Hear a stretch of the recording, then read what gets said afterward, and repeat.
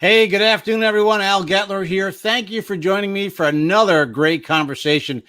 We've got a guest coming up today who's going to help you punch through to success, reinvent yourself, motivated guy. I think you're going to really like him a lot. We've had a great week so far. If you haven't caught all the interviews, go back and find them on LinkedIn. You can go to my profile. If we're not connected, go ahead and connect with me. And you can find them on my Facebook page, on my YouTube page, all kinds of places. Some great guests again. Next week, man, it just keeps getting better. So, in fact, I saw a presentation today featuring one of my guest speakers for next week, and I think you're going to be blown away by her on Thursday. So, I keep trying to bring good content to you. That's what this is all about. So, as you know, too, what it's also all about is doing the countdown and then waiting for your friends to show up. So, here we go.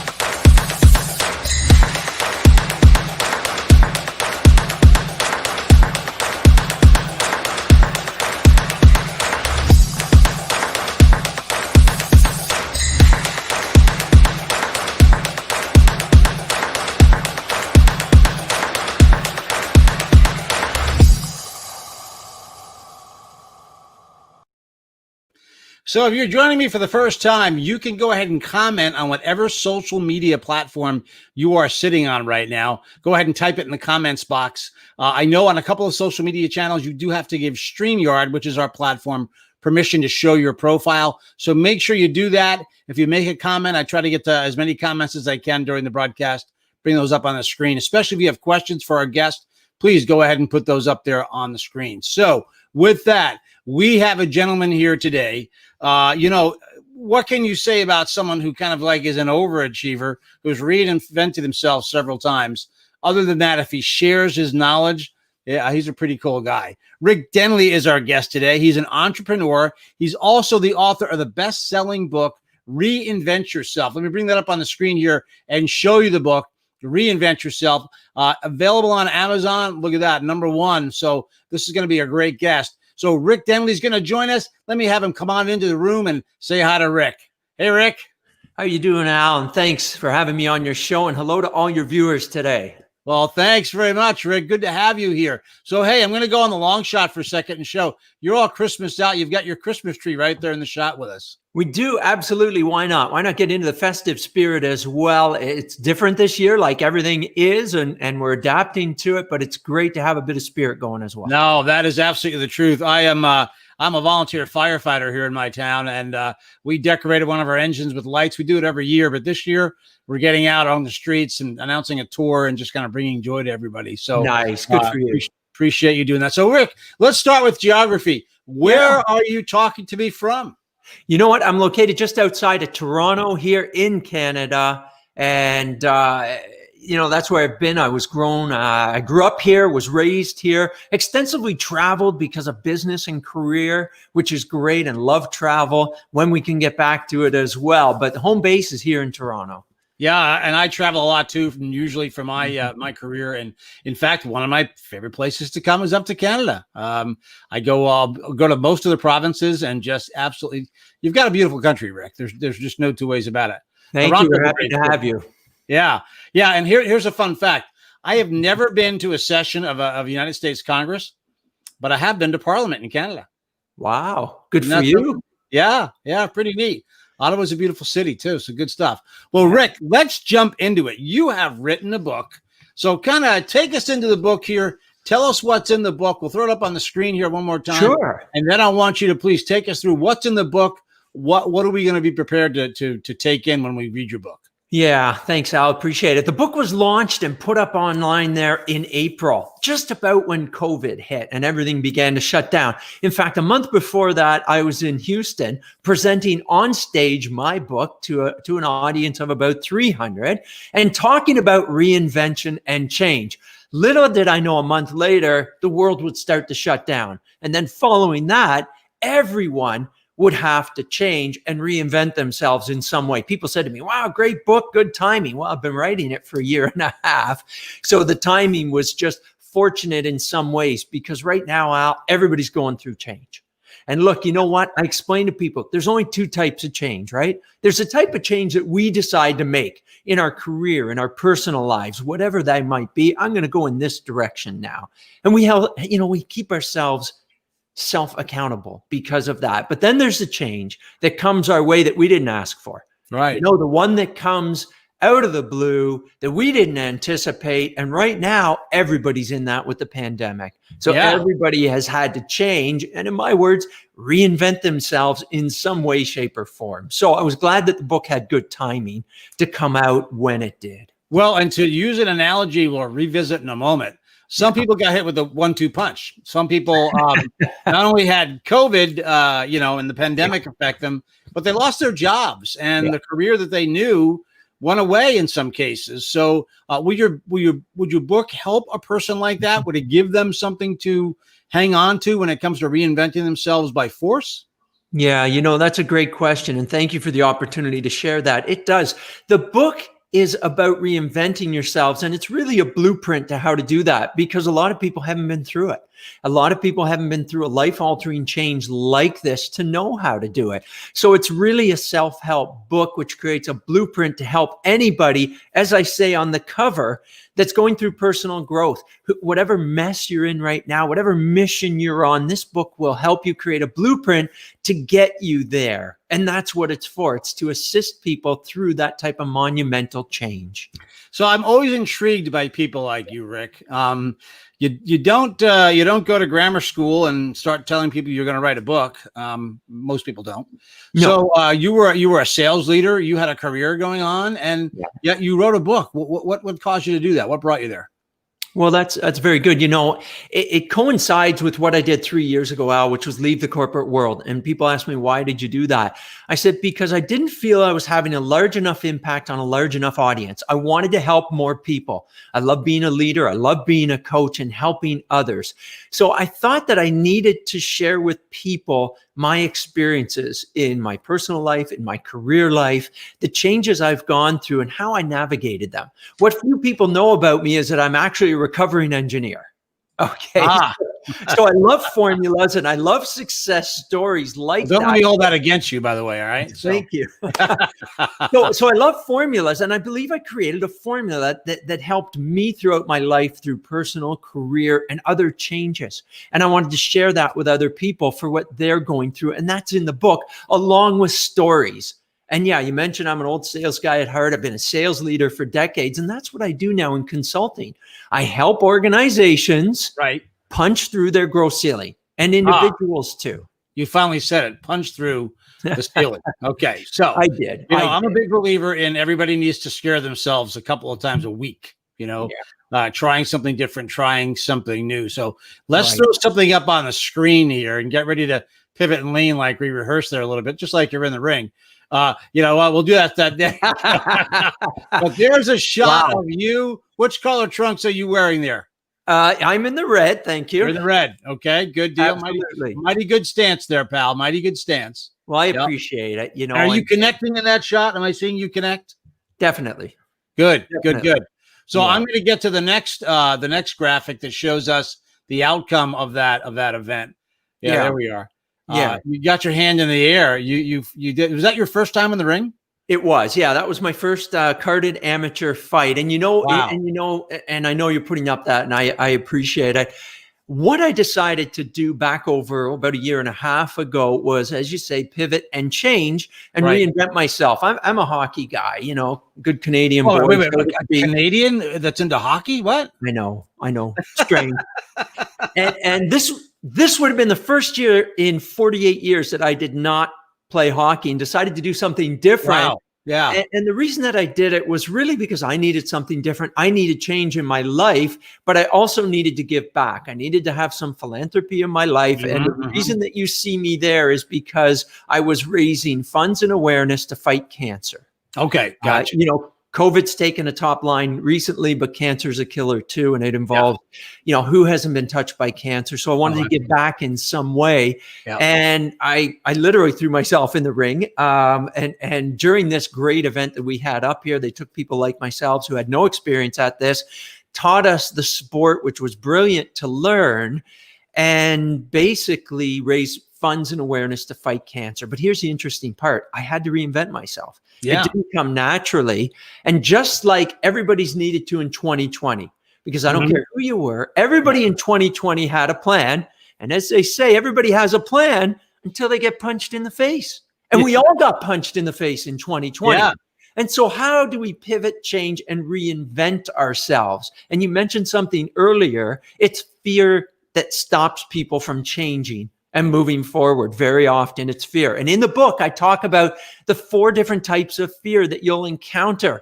Then we talk about how you get past that. And not just past it, but how do you harness that fear energy and send it in the right direction to help yourself in whatever change you're going through. So can we jump into those fears? I mean, I don't want you to give the book away, obviously. We want people to buy the book. But can we jump into what? Because, Sure. Actually, we're going through that right now ourselves in our own company. Things are changing rapidly. Yeah. We have had to change. So tell me about the change fears that you cover without giving the book away. What are some of those changes that we fear? Sure. You know what? The first one is really, of course, with whether it be personal, career-wise, anything, it's the fear of being wrong. People don't want to make a decision like this and a change and be wrong. Now COVID's kind of given us an excuse, because everybody has had to change. But back 3 years ago, when I left corporate world to go out on my own because I wanted to positively impact more people, I had a lot of people say to me, "What are you doing? A few more years of the corporate life and you were done. You were out. You were retired doing whatever you want." But I needed to change. So there's always a fear of being wrong. The next thing is a fear of being victimized, because you don't understand the circumstances that you're putting yourself in. Right? So that's it. And then the other fear is just not being good enough. Right. I left. Look at career that I was doing very well in corporate world, to leave and go out and become an entrepreneur. So I could work 100 hours instead of 40. Yeah. Brilliant, right? Yeah. Sense? Yeah. So, I work for myself, easy street. Right. Yeah. Yeah, hardly. So, all entrepreneurs know what that could be like. Yeah. And then the last one too is this term that I learned actually from the younger kids, I'll call them, which is FOMO. That fear of missing out. Right. People don't want to go and make a change because they might miss out on something else. And all those things came into play when I decided to take on a boxing career for charity, when I left my buddies that I played hockey with for a long decades. For a long time, I had all these fears as well. So people come across them. Then in the book, what we help you do is recognize your fear, harness it, look for alternatives. And then, like I said, grab that fear energy and get it working in your direction. Yeah, that's really interesting. That word why comes with that fear too. Like you talk about your hockey buddies, they throw out Ferda to you and you're like, hey, I got to try something different. So, the why question is hard. Why change? Why do something different? Mm-hmm. Why? And oftentimes that comes from the people closest to you, right? They ask you why. So how do you handle that when someone gives you the why during reinvention? It's a very good question. And you know what? If you're a leader, if you're a sales leader and you're going in a different direction, you want your staff to follow you, you're an entrepreneur and you're taking clients in a different direction, they're going to ask you why. The first thing you should do is really understand your why. And in the book, we have an exercise to write down your why, because you're going to have to articulate it and communicate it extremely well to many people. As you said, Al, people closest to you as well, friends, family, coworkers. What is that why? Here's the key about the why. And Simon Sinek says it best. So read his book on the why if you can. But really, you need to be passionate about it. If you're going to make a major change like this and go in a different direction that impacts you and maybe those around you, you have to be passionate about your why. Make sure that you can articulate it extremely well. Why is it that you're going in this different direction? What are the benefits to you? And maybe some of the downsides as well. When you're able to articulate your why with passion, people will get on board with you. It's a very difficult thing to do, but it's a very important first step. We help you do it in the book. Absolutely. Yeah. You mentioned Simon Sinek, a great author. And, but let's stick with the author at hand here. But I would recommend certainly is Start With Why, or happen to have it on the desk here, Leaders Eat Last, which is also a great book by Simon Sinek. So, Yeah. and we're going to put your book up there one more time. So as Thank you. talking about this book, Reinvent Yourself is the book we're talking about with Rick Denley today. The book is available at Amazon. And we've had Rick's website up there underneath his image while he's speaking, but there's the homepage of his website. So good stuff. So, Rick, I mean, really, when it boils down to why you did this, I mean, when you get down to the motivating factor, why this subject, why this book, how long did it take you, and give folks an idea of the change battle you went through to produce this? Because I don't know if you've ever read Stephen Pressfield's Not the Art of War, but the War of Art and Resistance. It's not easy to do what you've done here. So kind of take us through that journey. Right. And that's an interesting point that you make. Change itself isn't difficult. Resistance to change is difficult. And that's what we have to get used to. So I love going on stages and speaking in front of people. And one of the things I do right away is have them do an exercise. I have them, for the people that still wear them like myself, I love timepieces, take off their watch and put it on their other wrist. And we fumble around a little bit to do this well. And hold on. Do this with me, Al. Yeah, so why am I having you do this? And we fumble around, and then we finally get it done. Yeah, you're still working it's on it. facing the right way, right? So okay, we did that. And then the clasp. Okay, that feels weird. That feels strange. Yeah. Right. And then halfway through my presentation, I asked somebody, by the way, can you give me the time? And they go, yeah, it's over here. What we're doing is programming our brain for change. Yeah. Muscle memory is what it's called. And the brain's good at it as well. And that's how we adapt and get better at change. It's not enough just to embrace change, accept change. You got to get out and lead change. That's why I wanted to write the book. I want to help other people lead change, even in their own lives, so that they can be more successful. There's a lot of people out there right now not living the life they're meant to. That's what I'm trying to help them change. I give them the confidence to do it. The book gives them the blueprint to do it. So there's no excuses, and I want to tie it back to the sales section too, if I could. Yeah, please. Because that's a lot of our audience comes from that dynamic. So exactly. And listen, sales right now is all about change. If you think that you as a sales leader are going to do the same things and the salespeople that they've done over the last 8 months, you're going to be out of luck. Because we've changed, you have to change with it. The skills, tools, and knowledge to sell professionally now have changed from what they were 8 months ago. We talk about things like virtual selling, digital marketing front ends, use of social media. These are the things that have changed in the last 8 months. And we have to adapt and change. And as a sales leader, I work with other sales leaders and entrepreneurs to help them get there with their sales team, to consistently bring value to their people and their clients in this area. Remember, in sales, we try to build the knowledge for them. So it's know, like, trust. People have to know you, like you, then trust you, then they'll purchase from you. How do you do that virtually now is much different than what we used to do in person. It's that is so true. We've gone through that transition with our company that we are doing virtual sales calls. In fact, ironically, in Alberta and British Columbia, I had a gentleman selling from Phoenix into those marketplaces. A little bit of doubt in the beginning. We actually crushed it. We just literally crushed it. Good for you. Well, but I think it's good for everybody, right? So here's a really, kind of a global thing. And this watch on this wrist is throwing me. I'm about to raise my hand. It feels weird. So good exercise. But your brain's getting used to it and change. Yeah, exactly. So, to talk about just change and reinvention and little thing, but big thing. Going through the airport, I'm going to say 2 years ago, Phoenix, Arizona, on both sides of the moving walkway, there's a thing for Zoom.us. What's that? Couldn't figure out what it was, but I saw a billboard up ahead in the break and said, oh, it's some kind of conferencing thing. I'll download it when I, get to my hotel. I loaded it. I'm like, wow, this is cool. And I started talking about it to people. I don't know. It sounds kind of weird to get on video and talk to each other. Right. Fast forward to this year where, if we tried to sell with Zoom 2 years ago, As they say in New Jersey, where I'm from originally, forget about it, right? But now people have been forced to change. People have moved and are thriving because of Zoom. And it's just it's incredible at a small reinvention that so many people did, which brings, the point of your book around. You think you can't reinvent yourself, but you can.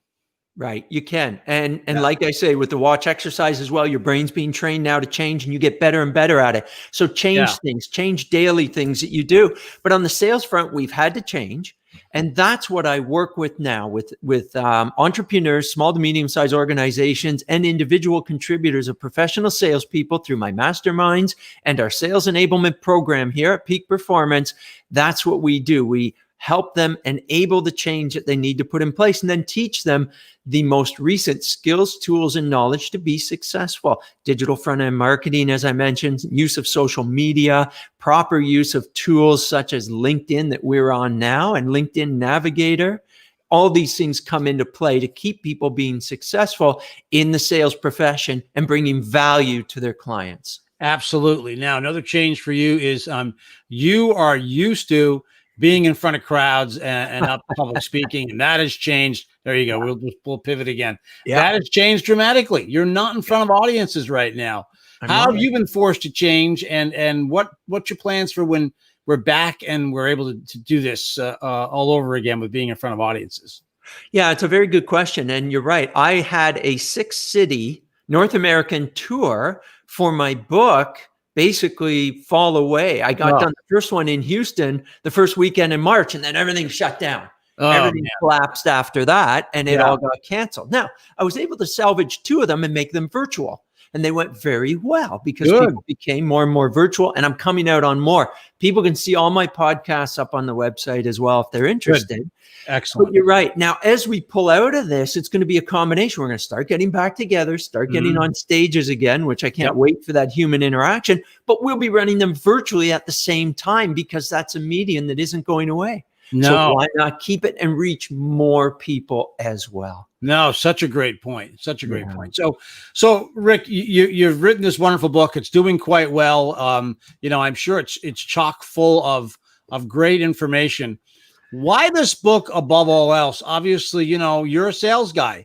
Why would people want to go out and buy your book compared to other books on reinventing yourself and change?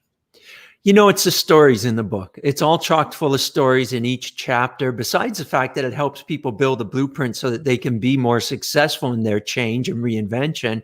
It's chock full of stories that relate, human relation stories. I was fortunate enough to have other contributors to my book as well. And they contributed their stories. One of the stories by Laura is so tremendous in the book because she was an IBM executive for years, then decided to look after her kids, growing them up properly and making sure they had a good future. Then she came back to the workplace. And she came back to the workplace. She had to re-educate herself and so on. And now she's one of the top real estate sales agents in Toronto. And how did she do that? And her story's in the book. So it's more than just about me. Others have stories in there as well. Anna does a great job talking about her startup, which is philanthropy based for Smiles program that helps make sure that they bring needed playgrounds to very ill children. So there's different stories in the book, Al, that relate to different personalities and people, trying to help out whatever mission or movement they're on. So I noticed you use the word blueprint again. And I think too, as your engineering background, I think what's probably important to bring up about your book is it's not just a book you're gonna kind of read and go, there's a thought. It actually has a plan inside of it. It has a plan to follow, a blueprint. Yeah. So I see you digging the book up there. What are you going to show me? I do. You're right. You're so good. Chapter 3, and it's about what? Visualizing your end goal. Visualization is very powerful, and I use it in different forms, including when I'm training for my amateur fights. I visualize how the fight will go and how it will end. It makes your brain think that you've already been there. It's interesting how the brain works. It really can't differentiate between what you think and imagine and meditate and what's happened and what hasn't. So visualize, and then I even help you going through it by writing down what your end goal is. So the book is a blueprint. Get your pen out, write in it, because we're going to have a plan for you by the end of the book, you'll have a plan laid out, ready to go. So, Rick, for some people, reinvention is really easy. Some people can just decide tomorrow to do something different and get it done. And a blueprint's great for that. In fact, for people who go through a lot of change and reinvention, they often are always seeking. These are the people, right, who are in the. Remember those days at bookstores? You still have Barnes. What do you have in Canada? We have Barnes. Yeah, we got the chapters and so on as well up our way. Okay. So very popular. You're probably like me. You're in that section all the time looking to see what the new title. You're an author, so you would be too, But what about the person that just has never really gone through a change? Like, to me, not changing is almost as unnatural as changes for some people. Yeah. My wife has moved this family 8 times around the U.S. I have had a number of positions within the industry that I work. And 2 years ago, I, threw my helmet in the ring. You threw yourself in the ring, and took firefighter and first responder training here in the U.S. Kind of easy for me, right? I mean, change is what I do. What about for the people who they don't see themselves getting off the front porch and making the change? What do you have to say to those folks? Well, you know what? In the book, I talk about something, and there's a quote here from Denzel Washington as well, where he says, listen, don't let the ghosts of things that you wanted to do, things that you wanted to be, come to life on your deathbed and say to you, why didn't you change? Why didn't you adapt? Why didn't you reinvent yourself to the person that we wanted you to be? Okay. No regrets is very important. The reason now that you're so good at change is because you've had it. You mentioned it right in that statement that you made. You move often, you've changed jobs, careers, and so on. So you adapt to it and you figured out how to do it. For the people that haven't, that's who this book is for. Don't go through and make the mistakes that we did over time through the tough changes. This will help you. One of the things in the book that I'll mention here that's a big help is that we learn to put our egos aside. Okay. One of my fighting buddies taught me something early on, and I probably learned it the hard way, but he said, your ego is not your amigo. Okay. So get the ego aside and realize that you need a coach and a mentor. Who doesn't have a coach and a mentor that's successful? Pro athletes still have them. You have somebody that you look up to that mentors and coaches you in your volunteer firefighting, don't you? Do you think I stepped in the ring to fight an opponent without having a coach and a mentor? No. Absolutely. Yeah. So get one. And in the book, we go through a 12-step process to make sure that you get the right mentor as well to help you. So those are things that we talk about in there. So it is doable. I know it can be a little bit daunting and scary, but that's what the book's for, to give you the confidence to move ahead with it so that you can be the absolute best that you want to be. I love that you mentioned mentors, and one of the things I do often say about mentors, my mentor in firefighting, my 2 of my mentors, really 3 of my mentors, are all under the age of 34 years old. Right. And for me, that's a great and refreshing opportunity to work with people that are under my age considerably and that are my mentors. I also have had mentors that are my seniors. I have mentors in some of the things that I do, like even live streaming, what we're doing right now. There are go-to people. So mentors come in big and small packages. But I think I agree with you. It's 100% part of change. So Rick, let me see. We're about out of time. Wait a minute. All right, hold on a second. There it is. Yeah. I want you to please tell me, what is it that you want folks to be left with today? What's the message you want them to hear as kind of your parting shot? If I can come back to the boxing ring again. Yeah, I appreciate that very much. You know what? If I can change, anybody can change. It's about change. It's in them to change. And I just want to finish with a quote for you then that kind of wraps it together for me, that when I'm on stage, I like to wrap up with as well for people. Okay. And it's in the end of the book, so I'm going to read it verbatim here for you. There's something you must always remember. You are braver than you believe, stronger than you seem, and smarter than you think. I love that. That's great stuff. Absolutely great stuff. Yeah. Thank you. Well, Rick, it's been an absolute pleasure having you here. Before I let you go, thanks, Al. Let's throw the book up there again. You can get it on Amazon. It'll ship pretty quickly. If you want to go to Rick's website, I've been showing it up there on the screen, but there's his homepage. Go check Rick out. And Rick, when things get back to normal, there'll be some speaking events folks can catch you at. And is there a mailing list they can sign up for on your website?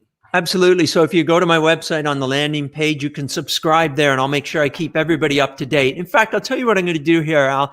Anybody that goes and subscribes to the website in the next little while now, I'll make sure I get them that chapter out on fear from my book. So they can read through that chapter, read the story about fear that I share with them, and see if it's something they benefit from. I'd love to do that for your audience. Outstanding. Rick, what a pleasure to have you here today. I really appreciate you making the time.